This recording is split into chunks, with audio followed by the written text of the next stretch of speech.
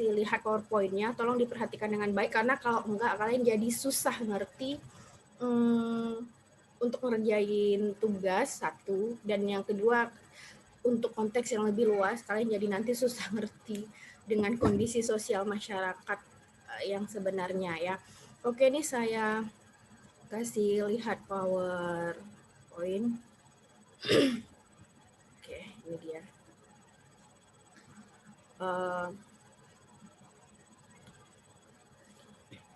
Kita bahas tentang nilai sosial, norma sosial, penyimpangan sosial, pengendalian sosial. Saya butuh responnya karena saya jelasinnya sambil diskusi, sambil tanya-tanya pengalaman kalian, dan please direspon. Ya, lebih bagus kalau respon langsung, tapi kalau mau respon di chat karena malu-malu ya juga boleh sih. Oke, yang pertama, nah ini saya minta kalian untuk menguraikan. Ini kelihatan ya PowerPoint-nya? Kelihatan kan? Kelihatan ya. Oke. Nah, ini ada list. Saya mau kamu kasih contoh beberapa ya. Uraikan perilaku yang boleh dan tidak boleh dilakukan di kampung kalian. Nah, bisa kasih contoh nggak? Apa sih yang biasanya boleh dan nggak boleh dilakukan? Ini yang boleh dulu. Apa biasanya yang boleh dilakukan? Atau oke, yang nggak boleh dulu deh. Ini biasanya yang paling orang ingat. Apa yang biasanya nggak boleh dilakukan? Membuat keributan, Bu. Keributan. Keributan ini kayak apa? Keributan ini rusuh keributan, ya. Oke, iya, keributan ini apakah tidak boleh membuat suara bising atau soal tidak boleh misalnya ya rusuh itu satu hal, beda kan? Karena di masyarakat tertentu ada yang bahkan nggak boleh menghidupkan musik keras-keras, itu nggak boleh. Tapi di kampung tertentu mungkin boleh. Keributan apalagi yang nggak boleh? Apalagi? Ayo, coba ingat-ingat apa yang nggak boleh dilakukan di kampung kalian. Apalagi? Sebelum saya Damia sampai ditunjuk nama satu-satu dong. Kalian kayak nggak hidup di kampung aja nih, nggak tahu peraturan di kampung, nggak mungkin kan? Pasti ada hal-hal yang kalian tahu, ini kayak nggak boleh dibuat di kampung. Apa? Maling, Bu. Balap Honda, Bu. Oh, maling. Oke. Balapan. Maling Honda. Apalagi kira-kira? Yang cewek apa biasanya yang nggak boleh dibuat di kampung? Gosip. Apa? Gosip, Bu. Gosip. Itu nggak boleh. Mana kalau nggak boleh udah ditangkapin nggak ibu-ibu ya? Apa ya? Kira-kira yang memang kentara nggak boleh. Apa yuk? Mana yang Judi. beneran nggak boleh di kampung kamu, nggak boleh ya? Ini siapa yang jawab di? Serius nggak, jadi nggak boleh, jadi soalnya bukannya ada yang main batu terus taruh-taruhan uang dan itu sekampung tahu gitu. Ada kan yang kayak gitu? Orang-orang main batu terus taruhan uang juga, terserah uangnya seberapa. Ada kan yang terus di warung-warung kopi lagi. Nggak dipermasalahkan kan? Tapi mungkin ada yang kampungnya nggak ngasih. Apalagi satu lagi deh paling nggak, apa yang nggak boleh? Suara anak-anak cewek mana nih? Mana? Apa satu lagi? Guru. Apa lagi? Satu lagi.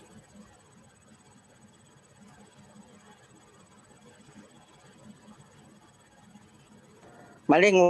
Udah nih kan? Mencuri. Ya, maling, mencuri, satu paket itu. Apa lagi? Bukannya banyak ya? Banyak yang nggak boleh dilakukan, yang itu bisa kena sanksi. Apa? Berzina.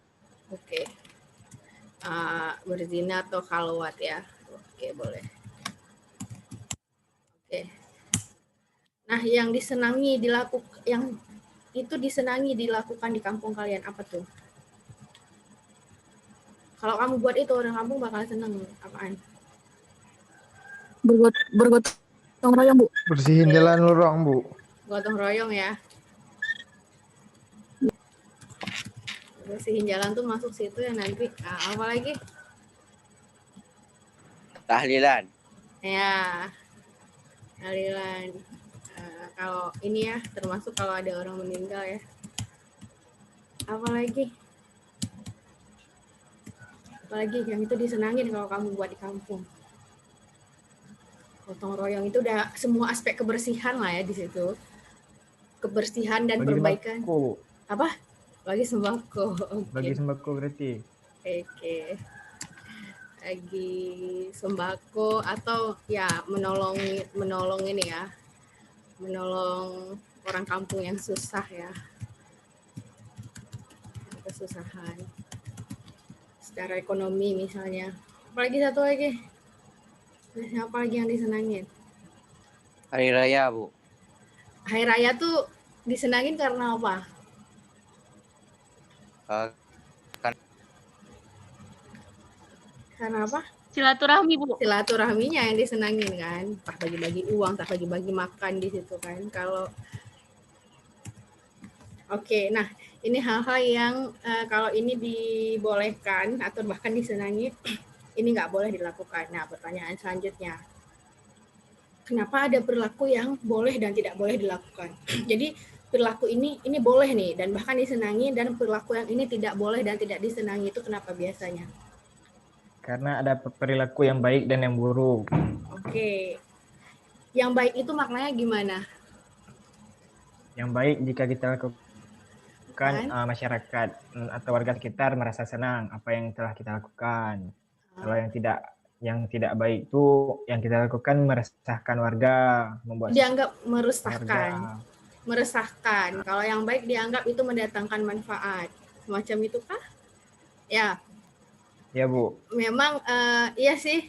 Yang pertama bahwa gini, kan ada orang yang maaf cakap ya, kesannya itu kayak naif sekali ketika hidup dalam masyarakat. Dia merasa kayak perilakunya itu kayak nggak ada nilai, nggak ada baik buruknya. Jadi dia merasa bebas buat apa saja seperti itu. Seolah-olah perilaku ini tuh nggak akan diberi nilai oleh kondisi sosialnya. Padahal enggak, ada perilaku yang akan mendapat apresiasi, mendapat pujian, itu penerimaan. Jadi nanti kamu jangan kagetkan ketika kamu melakukan tindakan di satu kampung dan ada perilaku yang misalnya ini, dia mendapatkan cemoohan, mendapatkan penolakan, mendapatkan respon yang nggak enak deh pokoknya.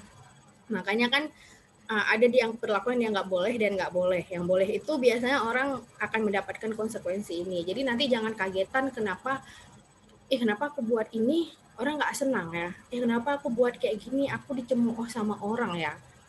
Iya, karena itu tadi perilaku kamu ada memang perilaku kamu selalu akan dibuat klaster. Nah, pertanyaannya, tapi kenapa ada perilaku yang mendapatkan apresiasi, ada yang mendapatkan cemoohan? Tadi sekilas salah satu jawabannya, kemungkinan jawabannya adalah karena yang satu bakal mendatangkan manfaat, yang satu bakal mendatangkan apa tadi? Satu yang mendapatkan apresiasi ini akan mendapatkan manfaat, akan mendatangkan manfaat. Yang cemoohan ini, yang perilaku yang mendapatkan cemoohan ini biasanya akan mendatangkan apa ya? Apa tadi? Siapa yang jawab sih? Siapa yang jawab tadi? Siapa tadi yang jawab? Udah diam. Hello? Mana orang-orang?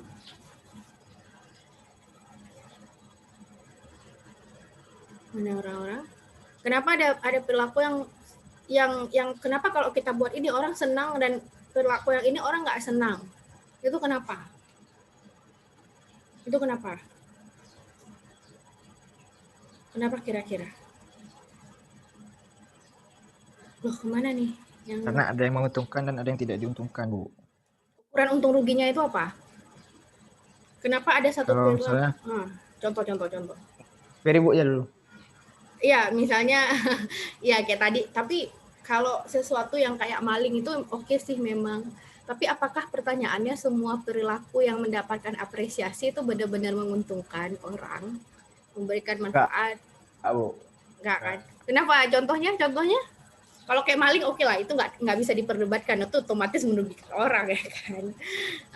Wajar dia dicemooh. Atau kalau kamu gotong royong bersihin jalan otomatis gitu. Tapi pertanyaannya gini, apakah semua perilaku yang mendapatkan apresiasi itu benar-benar membawa manfaat dan keuntungan, dan apakah semua perilaku yang mendapatkan cemoohan itu benar-benar perilaku yang buruk dan benar-benar perilaku yang mendatangkan kerugian? Nah, itu pertanyaannya. Coba dipikir-pikir. Ada nggak satu perilaku kamu yang kamu dicemooh?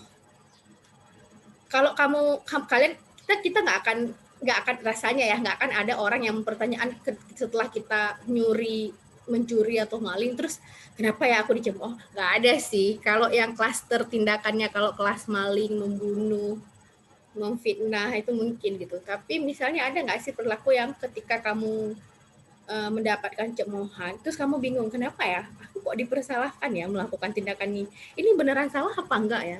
Ada nggak sih perilaku kayak gitu? Atau pernah nggak sih dimarahin orang tua di rumah tapi kamu kayak ngerasa itu kayaknya bukan salah aku deh kayak gitu? Ada nggak sih? Bukannya sering ya? Tergantung pandangan orang nggak Bu? Nanti tergantung pandangan orang. Jadi pertanyaannya apakah berlaku baik dan buruk ini sangat relatif, nggak bisa punya acuan gitu. Jadi kalau saya merasa kamu berbuat buruk, saya boleh cemooh kamu, boleh nggak kayak gitu? Padahal itu kita masih nggak tahu itu beneran baik atau beneran buruk nggak sih? Atau gini, makanya saya pernah tanya, kalian pernah apa? Misalnya di keramaian kita kentut, Bu. Oke. Terus kita pura-pura nggak tahu. Bapak nggak tahu. Apa kamu merasa itu perilaku yang harusnya nggak dicemooh kayak gitu atau apa? Ya Bu, seharusnya orang Jepang bilang kentut tuh bagus Bu. Ya, walaupun di depan ramai nggak apa-apa, kata orang Jepang. Serius. Atau gini, makanya saya tanya, pernah nggak sih punya pengalaman dimarahin orang tua, tapi kamu merasa ini kayaknya nggak salah deh. Kita kan biasanya paling baper itu kalau dimarahin orang tua, dimarahin guru belum tentu gitu. Misal kalau lagi main HP Bu. Lagi main HP, kamu dimarahin. Ya. Terus kamu sebenarnya merasa ini salah apa enggak sih gitu? Atau kamu merasa ini sebenarnya nggak salah, kenapa saya dimarahin? Gitu, ada perasaan gitu? Atau gimana perasaan kalian yang sebenarnya kalau termasuk kayak main HP ya? Biasanya main HP ini debatable sekali, sangat masih dalam perdebatan apakah ini beneran perilaku buruk apa enggak. Tapi kalau misalnya main HP-nya, kecuali main HP yang udah jelas-jelas buruk ya, misalnya gara-gara main HP kamu jadi sakit. Kalau gara-gara main HP sekolah terlantar, nah, itu jelas ya, itu kalian walaupun dimarahin kalian ngerti kan kenapa, paling emang kesel sih dimarahin, tapi itu nggak bisa didebatin kan, itu memang ada dampak buruknya kan. Jenis main HP yang gimana yang kalian merasa ini kayak nggak salah deh, gimana coba cerita yang kalian merasa ini kayak nggak salah deh, main HP yang gimana sih? Suaranya putus-putus, gimana HP sambil dengar ceramah. Oh, itu dimarahin? Emang serius dimarahin? Enggak. Itu nggak salah. Atau jangan, yang itu memang dimarahin, tapi kamu ngerasa itu nggak salah. Benar nggak sih dimarahin? Misalnya main game mungkin? Kayak biasanya anak cowok paling sering main game kan? Atau main sosmed? Ada nggak main game, main sosmed yang kemudian dimarahin? Tapi jangan yang sampai sakit. Kalau itu dimarahin wajar kan gitu. Ada nggak jenis main HP yang kalian ini harusnya nggak perlu dimarahin deh? Biasanya dimarahinnya alasannya kenapa? Yang dilihat itu aja dibilang. Oh itu kena marah. Terus itu sementara kena marah gitu. Ya Bu. Iya, oke. Menurut kalian itu sebenarnya perilaku yang benar-benar membawa kerugian buruk atau sebenarnya enggak? biasa aja. Enggak. Biasa aja Enggak, kan. Bu. Ya, cuman karena orang tua aja ada relasi kuasa jadi nggak berani lawan kan. Tapi nah makanya pertanyaan iya memang gini. Jadi pertanyaan tadi kan ada perilaku yang dapat apresiasi nih. Ada yang dapat cemoohan. Oke, ada perilaku yang kita anggap dia itu mendapatkan apresiasi karena mendapatkan keuntungan, karena membawa keuntungan, membawa manfaat, membawa hal-hal baik. Kemudian ada perilaku yang dicemooh karena itu membawa hal-hal buruk. Tapi kan ada jenis kondisi kayak tadi, kok saya dimarahin? Tapi kan ini biasa aja. Jadi pertanyaan, ukuran baik buruk itu sebenarnya apa gitu. Nah, kan makanya kenapa ada perilaku yang mendapat apresiasi dan dapatkan cemoohan kan seperti ini jadinya. Ada perilaku yang diapresiasi ini dikasih nilai baik. Dan kemudian ada perilaku yang mendapat cemoohan itu buruk. Nah, termasuk ya baik buruk ini kan sebenarnya nilai, termasuk dalam makanya penilaian rapor kalian juga dalam kognitif, afektif dan psikomotor juga itu kan sebenarnya 0 sampai 100 itu kan cuma angka. Tapi dia kan harus menjelaskan ini penguasaannya baik atau buruk sih gitu. Jadi yang namanya saya takut bahwa yang namanya nilai itu adalah 0 sampai 100. Tapi itu kalian nggak ngerti itu apa gitu. Nah, nilai itu orang selalu diindikasikan dengan angka. Padahal angka itu sebenarnya cuma dia ingin memberikan skala tentang satu penguasaannya udah baik, yang satu buruk. Nah, jadi efeknya, nah jadi kondisi sosial kita jadinya kan gini, selalu tercluster perilaku kita, ekspresi kita. Kalau masih cuma di dalam pikiran dan masih di dalam perasaan, orang nggak bisa nilai karena cuma kita yang tahu. Tapi begitu itu sudah dimanifestasikan, entah pikiran kamu, perasaan kamu, atau tindakan kamu jadi bisa dilihat orang, orang pasti, nah dampaknya kan kayak gini, akan selalu ada klaster bahwa kamu ketika pergi ke satu masyarakat, tempat masyarakat kamu juga, kamu harus cari selalu mana sih yang dianggap perbuatan baik. Ini hanya untuk tahu dulu ya, apa yang dianggap baik sama masyarakat ini dan apa yang dianggap buruk sama masyarakat itu juga gitu. Dan itu juga berdampak pada apa? Kamu harus punya kesadaran, terutama ketika kamu berinteraksi sama orang lain, pasti semua hal yang akan kamu lakukan, yang kamu bicarakan, eksprasaan yang kamu sampaikan, itu pasti akan selalu dalam nilai gitu bagi masyarakat itu gitu. Ada yang jadi contoh kayak saya ngomong kan karena saya berinteraksi sama kalian, saya harus mencari tahu ya, atau otomatis tahu karena sudah lama terhubung dengan masyarakat kita. Gini loh cara ngomong yang baik, gini loh cara ngomong yang buruk gitu. Walaupun standar ini nanti bisa jadi akan beda-beda di setiap guru. Misalnya guru dengan pengetahuan tertentu tentang psikologi, misalnya dia nggak akan ngomong sesuatu yang menekan siswa, karena itu yang pengetahuan yang dia anggap baik. Bahkan jika pun masyarakat nganggap itu, nah itu juga jadi perdebatan lagi. Kenapa ada hal yang saya anggap ini kayaknya baik, tapi masyarakat menganggap ada hal yang saya anggap buruk. Misalnya di masyarakat kita karena punya relasi kuasa tertentu gini, guru, orang tua, siapa lagi, orang-orang dengan kelas sosial tinggi, dia boleh ngomong kasar, boleh ngomong hal yang buruk, bukan buruk dulu, boleh ngomong hal yang kasar, boleh ngomong hal yang itu buat orang terintimidasi. Padahal kan itu misalnya bagi orang kayak saya itu buruk. Tapi kenapa masyarakat nganggap itu baik-baik aja? Kenapa ada hal yang semembingungkan itu? Gitu. Tapi yang memang harus kalian tahu ini dulu. Ini harus kalian tahu dulu bahwa semua perilaku kalian pasti akan diklasterkan ke dalam, oh ini perilaku yang dianggap baik, oh ini perilaku yang dianggap buruk. Itu pasti.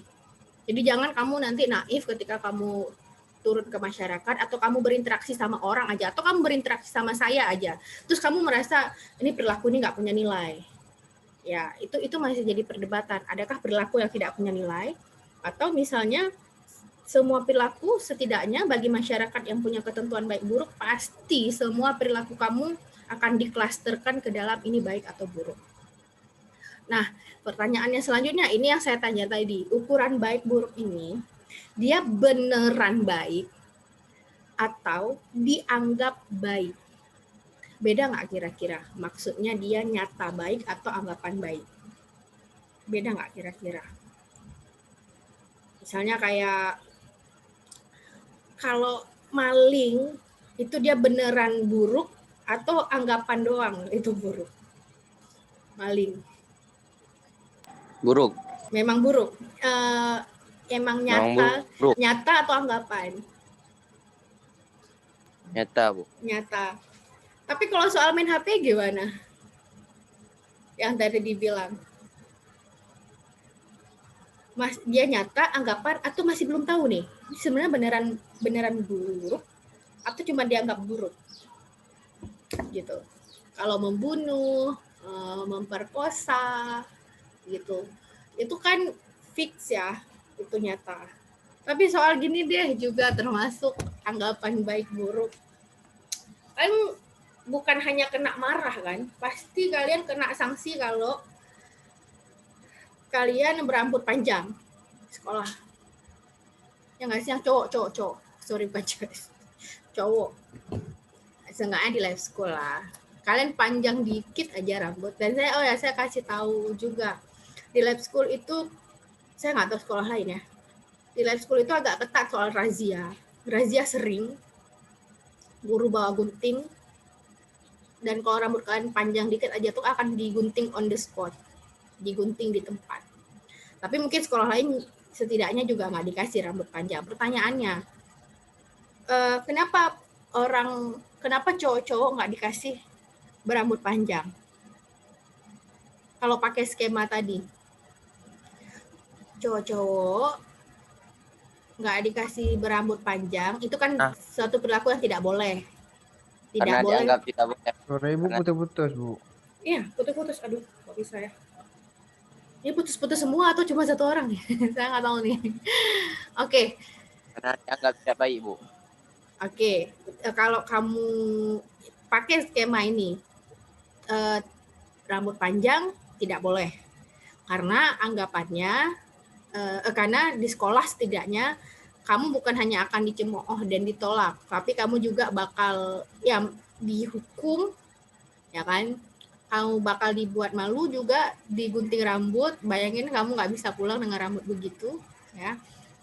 Dan pertanyaannya, kenapa berambut panjang mendapatkan cemoohan? Karena rambut panjang tadi dianggap perilaku buruk. Pertanyaannya selanjutnya, nah itu setidaknya di lab school itu kategori perilaku buruk. Nah ya, di lab school karena ada list perbuatan baik, ada list perbuatan buruk. Jadi setiap kamu di lab school kamu akan selalu dinilai, ini yang baik apa yang buruk ya siswa lakukan. Nah kayak gitu kan jadinya.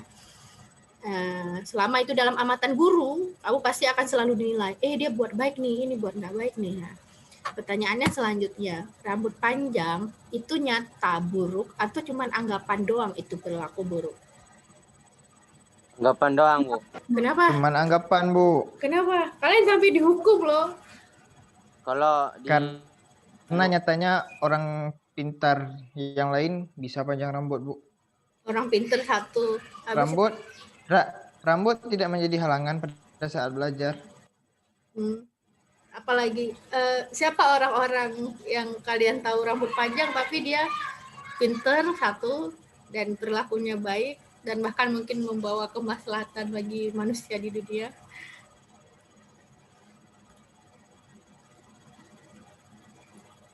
Panjangnya rambut kan sunnah. Kenapa sunnah? Kenapa bukan itu sunnah? Kenapa panjang rambut sunnah? Iya sih, saya tadi mau kalian langsung dapat jawaban ekstrim bahwa kalau misalnya rambut panjang itu razia, mungkin kalian pernah dengar nggak sih Nabi kita rambutnya panjang? Pernah dengar nggak? Pernah, Bu. Pernah kan? Ya, harusnya Nabi yang pertama dirazia ya. Para Nabi setahu saya rambutnya panjang. Nabi Isa rambutnya panjang, setidaknya dalam gambaran yang kita dapat ya. Nabi Muhammad rambutnya panjang. Kalau di sekolah, Bu, memang rambut panjang itu dianggap perilaku tidak baik. Tapi kalau di luar sekolah belum nggak dianggap tidak baik. Oh enggak, Tergantung. sekarang kali ya, di masa Orde Baru, gondrong itu dia nggak buruk. Makanya karena apa? Nah, makanya nanti karena apa? Aktivis itu kebanyakan gondrong. Para pemberontak sistem itu kan rambutnya kebanyakan gondrong ya, aktivis. Nah, jadi akhirnya diberikanlah label buruk oleh Orde Baru. Tapi masalahnya kalau yang ngasih label buruk itu adalah Orde Baru, kenapa kita harus peduli gitu kan? Orang jahat ngasih label buruk, penting nggak sih gitu? Itu juga harus dipertanyakan kan. Misalnya kalau Orba yang ngasih label buruk malah makin, oh ini ada yang nggak benar nih, kenapa dia kasih label buruk ya? Karena dia nggak senang melawan kekuasaan dia kayak gitu kan. Nah, nah ini jadi penting karena apa? Kalian pernah nggak sih punya pengalaman gini? Sebenarnya yang paling penting juga bukan hanya soal kita jadi tahu ada perilaku baik buruk ini yang nyata atau anggapan. Misalnya ya saya sih sebenarnya nggak boleh ngomong kayak gini pakai contoh sekolah ya, tapi ya gimana kalau memang sekolah punya kelakuan lucu kan, ya itu juga dampak Orde Baru itu, penyeragaman, anggapan bahwa orang rambut panjang itu adalah orang bandel gitu, bahwa yang rapi itu adalah yang baik, itu kan anggapan feodal, anggapan Orba, sistem lama yang masih sangat zalim dalam menilai orang, itu masih dipertahankan di masyarakat kita. Sehingga gini, yang pertama gini, kalau kamu pun mau melakukan pemberontakan termasuk di rumah kamu, di sekolah, kalau itu atas perilaku yang anggapan buruk, minimal kamu bolehlah slow, walaupun nanti kamu tetap dapat konsekuensi ya, itu satu hal, tapi setidaknya secara moral kamu tahu saya tidak sedang melakukan perilaku yang salah. Tapi jangan untuk perilaku kayak maling, kayak vandal, menghancurkan kayak gitu, atau perilaku mengeksploitasi orang, itu pun jadi pembenaran, itu sakit mental. Kalau yang itu membenarkan perilaku yang nyata buruk, itu sakit mental. Artinya karena gini, orang yang saya kasih tahu ya, kalian boleh refleksi mental sendiri. Orang yang sehat secara mental tidak akan nyaman dengan perbuatan buruk. Orang yang sehat mental hanya nyaman dengan perbuatan baik. Yang nyata ya, bukan yang anggapan. Yang nyata. Mengeksploitasi orang, misalnya kayak gini, membunuh, membuli, itu kan nyata banget ya buruknya. Kalau ada orang yang nyaman dengan perilaku yang nyata buruk, kamu harus cepat-cepat ke psikolog. Karena orang yang sehat mental, dia tidak akan mungkin nyaman dengan perilaku buruk. Ya, selemah-lemahnya dia bakal merasa bersalah, dia bakal stres karena itu. Bahkan dia nggak nyaman deh pokoknya. Fitrahnya manusia tuh kayak gitu, dan psikis yang sehat itu seperti itu. Makanya psikopat itu, apa makna psikopat? Kan sering tuh nonton film-film psikopat. Makna psikopat itu apa sebenarnya? Pernah dengar nggak sih? Makna psikopat.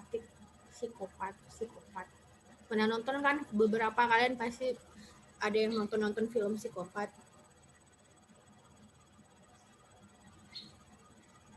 Apa sih makna psikopat? Kalian kan Kalau suka di film dia suka bunuh-bunuh, Bu.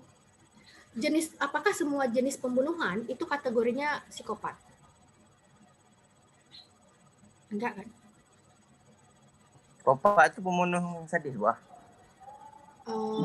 Iya, sadis. Kenapa orang psikopat itu lebih ke pelecehan nggak, Bu? Karena Ya, gini. Psikopat orang jahat, Bu.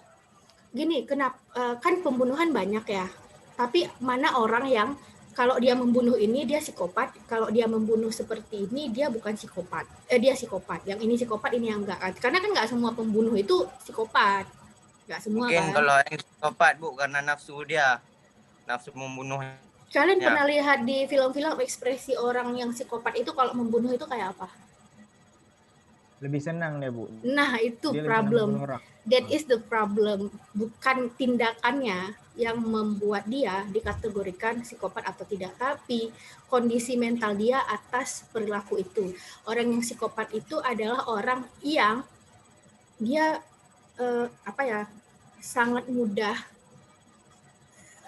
dan dia kayak biasa aja, nggak punya beban psikis, bahkan senang dengan tindakan buruk. Karena kalau ada orang yang habis membunuh dia menyesal, habis membunuh dia susah, habis membunuh dia merasa bersalah, itu nggak bisa dikategorikan psikopat gitu. Nah, itu bedanya.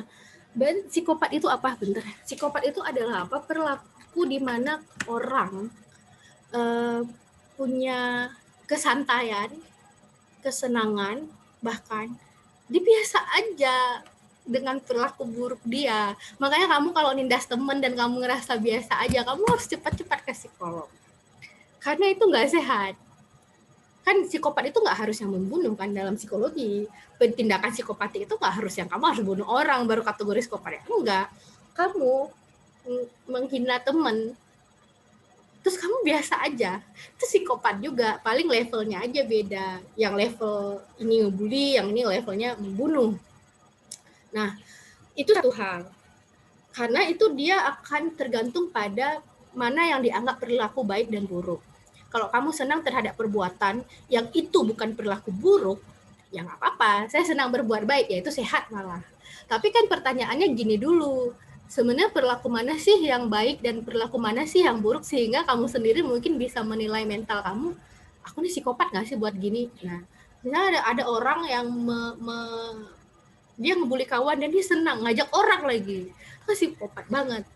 Apakah dia nggak tahu itu perilaku buruk? Gitu. Itu pertanyaannya. Kalau dia nganggap itu perilaku baik, karena masyarakatnya bilang itu boleh, bisa jadi itu nggak salah dia, walaupun itu sebenarnya perilaku buruk. Tapi bagaimana kalau orang udah tahu ini perilaku buruk dan dia menikmati itu? Nah, menikmati. Nah, pertanyaannya, atau satu lagi kayak gini, ada kan perilaku di mana misalnya kamu dimarahin orang tua nih di rumah, kamu anak bandel, terus kamu sendiri nggak tahu perilaku kamu nih beneran baik atau buruk, lalu kamu rendah diri, lalu kamu ngeblame diri kamu sendiri, lalu kamu stres. Padahal kamu sendiri nggak tahu ini beneran perilaku baik atau perilaku buruk sih. Kalau misalnya kamu habis pukul anak orang sampai masuk rumah sakit, lalu kamu kena marah, lalu gara-gara kena marah itu kamu misalnya tersiksa, ya itu masih masuk akal. Kamu memang baru aja melakukan kesalahan fatal. Tapi kamu main HP, lalu kamu dikurung di kamar, lalu kamu stres, misalnya nggak dikasih uang jajan. Lalu kamu melawan. Ketika kamu melawan, kamu stres lagi. Sebenarnya kan jadi pertanyaan, saya sebenarnya sedang melawan perilaku yang baik atau melawan perilaku yang buruk nggak sih? Karena maaf cakap, banyak teman-teman saya, pengalaman teman-teman saya yang dia dikatain kamu berperilaku buruk sampai dia kemudian rendah diri, lalu dia punya ketidakpercayaan diri. Itu kayak dia meyakini apa yang dibilang orang, teresap ke mental, lalu dia jadi beneran jadi orang yang nggak berani, selalu nggak punya kepercayaan diri, selalu peragu, selalu takut, selalu cemas. Padahal setelah dikoreksi, dia nggak pernah buat buruk. Buruk itu ternyata bukan nyata, tapi anggapan. Gitu. Ada orang yang sampai rusak mental gara-gara di-blame atas suatu perilaku yang ternyata bukan nyata buruk, tapi anggapan buruk. Kebayang nggak sih implikasinya? Kamu di-blame sampai rusak mental atas perilaku yang ternyata bukan nyata buruk, tapi anggapan buruk, tapi kamu sampai rusak mental gara-gara itu. Nah, ini yang jadi refleksi penting untuk kita semua. Karena banyak generasi kalian, generasi saya, rusak mental gara-gara otoritas orang-orang yang punya relasi kuasa yang saya sebutin kemarin, ngeblame orang atas perilaku yang dia sendiri nggak tahu tuh nyata atau buruk. Nyata buruk atau anggapan. Nah, makanya kayak ini nih.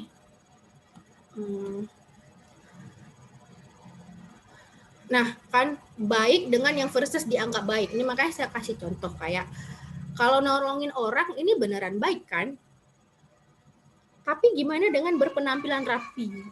Benarkah ini baik beneran? Atau cuma dianggap baik? Apa hubungannya misalnya penampilan, kita kan harus merefleksi juga apa hubungannya penampilan dengan sikap sama kepintaran.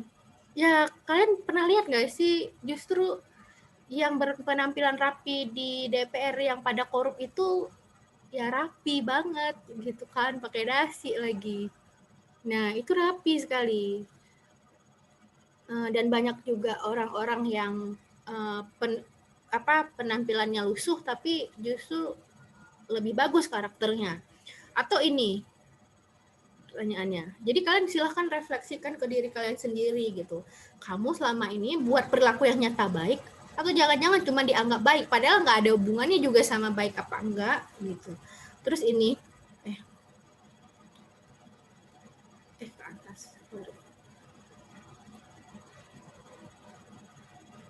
Baik dianggap baik. Nah, oke. Ini ya, baik dianggap baik atau buruk dianggap buruk. Nah, ini saya kasih alat analisa soal baik buruk yang nyata itu mana sih ukurannya? Gini, jadi kamu bisa menilai perilaku kamu. Ini, kamu bisa menilai perilaku kamu sendiri satu. Yang kedua, kamu bisa menilai, ini penting, ini yang akan jadi tugas kalian minggu depan termasuk. Saya pasti akan meminta kalian. Jadi gini, pertanyaan selanjutnya, apakah semua nilai baik buruk di masyarakat itu semuanya nyata? Atau ada juga yang anggapan? Kalau masyarakat buat anggapan bahwa berpenampilan sopan, berpenampilan rapi itu adalah baik, dan itu ternyata dilembagakan di masyarakat kalian, maka baik buruk di situ nyata atau anggapan? Anggapan kan? Nah, Iya, itu Bu, anggapan. Dan itu oke, atau gini, sehingga gara-gara itu kalau ada orang-orang yang berpenampilan buruk lalu dia diusir dari kampung, berpenampilan berpenampilan nggak rapi, kayak misalnya apa sih, kayak penampilannya kayak ada tuh penampilan misalnya bertato atau dia penampilannya kayak preman, tapi dia nggak pernah ganggu orang, malah mungkin dia baik lagi, jangan-jangan lebih baik perilaku dia, tapi dia cuma penampilan doang yang kayak preman gitu. Tapi gara-gara penampilannya dia diusir dari kampung karena penampilan kayak gitu dianggap buruk kayak gitu. Nah, nilai yang dipakai masyarakat menurut kalian tepat nggak? Nggak tepat kan gitu. Nah, sedangkan itu menurut mereka tepat, tapi kan nggak gini. Makanya pertanyaannya, apakah semua nilai yang berlaku di masyarakat itu tepat atau tidak? Karena gini, kamu bayangin gara-gara orang berpenampilan preman tapi dia nggak pernah ganggu orang, bahkan mungkin dia banyak bantu orang, gara-gara itu dia diusir dari kampung. Kan parah ya efek apa namanya? Efek nilai ini tuh mengerikan. Gitu. Nah, pertanyaan selanjutnya, sebenarnya gimana cara menilai bahwa itu nilai yang tepat atau enggak? Kalau saya dan bersama refleksi teman-teman di ilmu sosial itu sudah merefleksikan. Kamu cuma bisa nilai satu perilaku buruk baik nyata, itu ukurannya satu, apakah itu merusak fisik. Misalnya kamu pukul orang dengan nggak asih dengan alasan kamu membela diri ya, itu lain hal, karena motif juga dipertimbangkan. Kemudian kamu merusak mental orang, kalian bully kawan, gara-gara itu dia stres, bahkan belakangan itu timbul peristiwa orang dibully karena terlalu ekstrim bunuh diri. Bukan cuma di Korea ya, di Korea itu udah biasa. Karena masyarakatnya suka banget bully kadang-kadang orang sampai bunuh diri. Itu nyata banget kan? Itu nyata sekali, itu merusak. Itu nggak usah didebatin. Kalau gara-gara kamu melakukan satu tindakan, orang rusak mentalnya, siapapun, itu jelas dong perilaku yang zalim, buruk, jahat, gitu. Atau itu merusak pikiran atau intelektual orang, gitu. Misalnya saya tahu nih pengetahuan yang saya kasih salah, lalu saya kasih ke kamu, dan gara-gara itu pengetahuan yang saya kasih ke kamu itu mempengaruhi cara kamu bertindak. Tapi itu pengetahuan yang salah. Itu zalim kan? Misalnya contoh gini, saya kasih pengetahuan ke kamu, nak, apa sih yang saya bilang tadi, berperilaku seperti berpenampilannya orang-orang yang berpenampilan kayak preman itu adalah perilaku buruk. Dan kalau kamu mendapati orang seperti itu, kamu harus usir dari kampung, misalnya. Itu kan sebenarnya merusak pikiran orang, gitu. Gara-gara kamu, apalagi gara-gara kamu seperti itu, seluruh kampung kemudian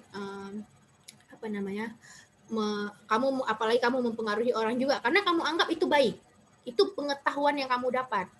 Lain dengan orang-orang ingkar. Dia udah tahu mana pengetahuan yang benar, tapi dia sengaja ngasih tahu yang salah. Tapi ini gara-gara saya kasih tahu kamu, padahal saya tahu itu salah, kamu taunya itu benar, lalu kamu mempraktekkan itu.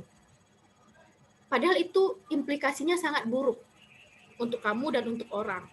Itu jelas. Gitu. Memberikan pengetahuan yang salah yang itu berdampak buruk terhadap kehidupan orang. Makanya kadang-kadang memberikan pengetahuan itu nggak bisa sembarangan, karena itu bisa jadi landasan dia untuk bertindak. Gimana kalau pengetahuan yang saya kasih ke kamu itu buat kamu salah bertindak dan itu ngerugiin kamu dan orang. Pengetahuan itu punya power sebesar itu. Jadi nggak bisa sembarangan memberikan pengetahuan lalu itu kemudian merusak cara pikir orang. Saya kasih pikiran kayak gini sama kamu, nak, orang yang bukan agama Islam itu semua adalah orang jahat. Jadi kalau misalnya kamu ketemu orang kayak gitu, kamu harus bunuh, kamu harus usir, kamu pokoknya harus zalimi mereka. Kamu percaya, oh ya itu betul ya. Lalu kamu besok-besok setiap ketemu orang yang beda agama, kamu eksploitasi mereka. Karena kamu percaya dari pengetahuan yang saya kasih. Itu nyata sekali buruknya kan, gitu. Nah, jadi ukurannya apa? Cuman satu, hak asasi manusia. Kalau itu melanggar hak asasi manusia orang, merusak fisik, mental, pikiran, sosial, kamu merusak kehidupan sosial orang. Gara-gara kamu hasut dia, kemudian jadi kehidupan sosialnya hancur. Contoh misalnya ada anak lab school, dia berantem, ada nih kasus anak lab school, dia berantem sama satu orang. Berantemnya berantem kontroversi, nggak langsung-langsung, main belakang, hasut-hasut. Tapi yang dia lakukan adalah menghasut kawan-kawan lain agar tidak senang dan membuli si satu orang ini. Gara-gara itu dia pindah sekolah, kehidupan sosialnya hancur gitu.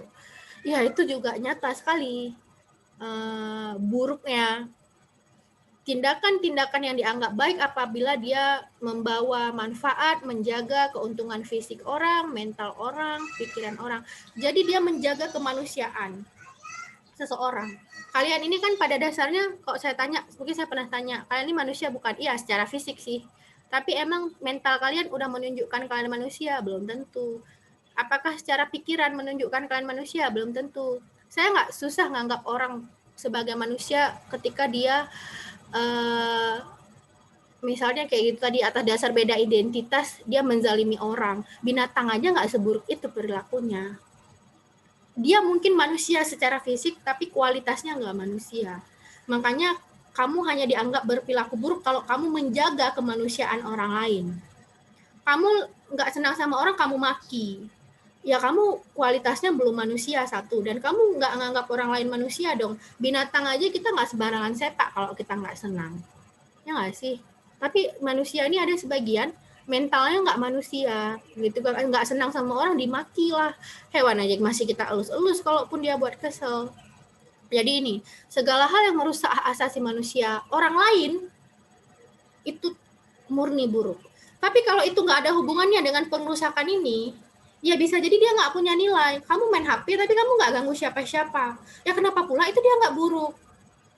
Saya nggak pernah gini, kalau kayak saya prinsip, karena saya udah dapat pengetahuan ini, saya nggak pernah merasa bersalah melakukan tindakan apapun, walaupun itu terhubung dengan orang lain, tapi itu nggak merugikan siapapun.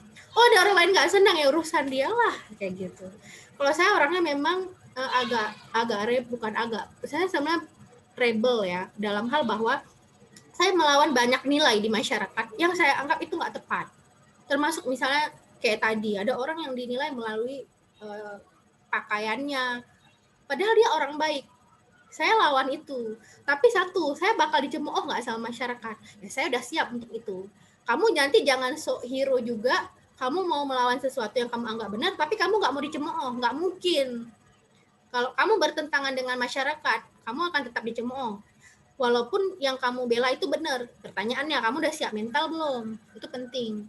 Nah, Tapi pertanyaan yang terpenting lagi, ketika kamu tidak sepakat dengan satu hal, kamu udah fix belum? Ini perilaku yang nyata buruk, nyata baik, atau cuma anggapan? Jangan nanti kamu melawan, padahal itu nyata buruk, ya kamunya sendiri yang salah, gitu. Tapi saya udah kasih ukuran ini untuk kamu. Termasuk kalau misalnya gini, saya bisa jadi nggak peduli dengan kamu mau kamu berpenampilan seperti apa. Saya nggak kasih penilaian terhadap itu. Tapi begitu kamu bully teman kamu, saya langsung, oh nih siswa ini perilakunya buruk. Pakaian kamu malah nggak, bisa jadi nggak penting sama saya. Ya walaupun tetap di sekolah saya harus negor kamu karena kepala sekolah suruh negor ya, tapi itu nggak jadi penilaian pribadi saya. Saya nggak pernah merasa siswa ini lebih baik gara-gara penampilannya lebih rapi, enggak gitu. Nah, oke. Nah ada namanya norma sosial. Ada perbedaan nilai sosial. Nah, ini nilai sosial tadi udah fix bahwa perilaku kamu baik, ada dinilai baik buruk. Kalau di nilai sosial, perilaku kamu cuman dikasih nilai. Cuman dikaplingkan ini benar, ini baik, ini salah. Ini buruk. Tapi di norma dia naik satu tingkat. Bahwa nilai tadi dibuat jadi hukum. Kalau dia masih jadi nilai, kamu maling, kamu cuma dicemooh orang. Tapi kalau nilai sosial itu udah naik jadi norma, maka kamu bisa kena hukuman. Ya. Jadi nilai norma ini adalah, norma itu biasanya berasal dari nilai. Karena kan kayak gini, dia berperilaku buruk nih. Apa yang harus kita buat biar dia nggak terus berperilaku buruk? Apa ya, kita cemooh aja. Nah, biasanya orang akan menaikkan, udah kita buat jadi aturan gampung. Jadi orang yang melakukan tindakan ini konsekuensinya A, B, C, D. Kalau dinilai dia cuma dikasih cuma dikasih penilaian doang, ini baik, ini salah, udah tek di situ doang. Tapi kalau nilai udah naik jadi norma, kamu harus hati-hati karena itu dibuat jadi peraturan, setiap aturan itu dia jadi hukuman. Mulai dari yang paling ringan sampai yang paling berat. Dapat ya beda nilai dengan norma? Dapat nggak? Dapat? Kalau dapat saya lanjut. Jadi kalau nilai itu baru tentang masyarakat membuat ketentuan tentang mana yang baik, yang buruk, baru ketentuan di situ doang. Tapi begitu dia jadi norma, ketentuan tadi dibuat jadi aturan hukum. Gitu. Nah, di nilai ini orang masih sifatnya pengetahuan. Tapi di norma dia sifatnya sudah jadi aturan, macam-macam bentuk aturannya. Nah, ada yang namanya penyimpangan sosial nih. Penyimpangan sosial itu adalah apa? Orang-orang yang dianggap melakukan tindakan yang tidak sesuai dengan nilai dan norma. Orang-orang yang dianggap berperilaku buruk. Orang-orang yang udah ditetapin sama masyarakat, ini loh nilai yang benar, ini loh nilai, ini loh norma, tapi kamu melawan itu. Itu kamu akan dianggap penyimpang. Atau bahasa ilmu sosial atau bahasa Inggrisnya devian. Kalau kalian pernah dengar istilah deviant art, ya seni untuk para penyimpang. Pertanyaannya, kamu sedih nggak sih kalau kalian dianggap devian? Kenapa Ajuj? Dah mau sholat Jumat, Bu. Oh, udah mau sholat Jumat. Oh ya, oke. Makasih udah ingatin. Berarti ini saya sambung minggu depan ya, atau nanti saya cari cara untuk sambung atau pakai video. Nanti saya akan masukin ke Spada, tapi belum saya masukin, tapi saya langsung kasih tahu kalian sebelum ditutup. Kalian akan ada tugas terakhir menyangkut dengan ini tadi, nilai, norma, penyimpangan, dan pengendalian sosial. Tugasnya adalah satu, ini kan tadi saya udah sebutin soal seperti berpenampilan rapi itu ternyata hanya dianggap buruk, tapi dia nggak nyata buruk. Ketika itu jadi pengetahuan dan norma, jadi fatal dong di masyarakat kita. Seseorang dihukum secara mengerikan atas tindakan yang ternyata tidak buruk. Kebayang dong. Atau kamu dimarahin setiap hari gara-gara itu perilaku yang sebetulnya nggak buruk. Apalagi kamu kena sakit, apalagi gara-gara itu kamu sakit mental, macam-macam modelnya. Itu kan mengerikan ya. Saya nanti silahkan cari satu aja, boleh nilai, boleh norma, yang itu harus dikritisi. Contoh misalnya kayak ketika perempuan dilarang keluar malam, itu dianggap buruk. Benarkah buruk? Silahkan cari. Tapi nggak boleh semua cari seperti itu. Karena anggapannya buruk. Perempuan yang keluar malam dianggap perempuan yang buruk misalnya. Benarkah seperti itu? Atau perempuan yang ada yang bilang bahwa perempuan yang duduk di warung kopi berlama-lama itu perempuan yang nggak benar misalnya. Atau kemarin bahkan ada ya macam-macam. Nah, memang stigma ini tergantung relasi kuasa. Orang yang relasi kuasanya di bawah akan dapat stigma lebih buruk biasanya. Nah, saya akan minta kamu cari satu nilai atau satu norma ya yang kamu kritisi dari masyarakat kita. Boleh Indonesia, boleh Aceh. Lalu kamu mengkritisi karena kayak sempat saya mengkritisi bagaimana masyarakat menganggap benar perilaku menentang orang lain yang sesuai penampilan, saya mengkritisi. Jadi itu kamu cari satu. Nanti sisanya kita sambung ya. Oke, makasih untuk waktunya. Nanti video selanjutnya bisa jadi saya sambung di Zoom minggu depan atau saya rekam sendiri. Saya kasih linknya ke kalian ya. Makasih untuk waktunya. Tugas satu lagi tolong dibuat, tugas yang kemarin juga tolong diselesaikan ya. Saya akhiri. Assalamualaikum warahmatullahi wabarakatuh. Waalaikumsalam. Waalaikumsalam warahmatullahi wabarakatuh.